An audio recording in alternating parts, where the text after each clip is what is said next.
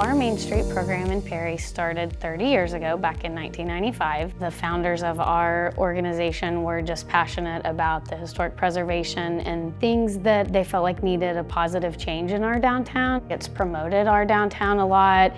It's brought more attention to our historic district, and they were the ones that started the National Register for the historic districts. They put a good foundation for our organization, and we've been lucky to have lots of good community members that have served on our Main Street board and volunteered to keep the program going for as long as it has. I'm excited to be a part of that, and I feel like we're doing great things now. Those things I can continue to carry on and make greater and bigger and more exciting. Our downtown is not just a main street, it's actually a square. We have our historic courthouse, our historic post office, and our historic Perry Carnegie Library, all within the 4 blocks of our downtown. Businesses face into the downtown. It's very unique and quaint as you can walk the downtown square. Our organization has provided lots of community opportunity involvement through just people being able to come and serve on our board, whether they work in the district downtown or they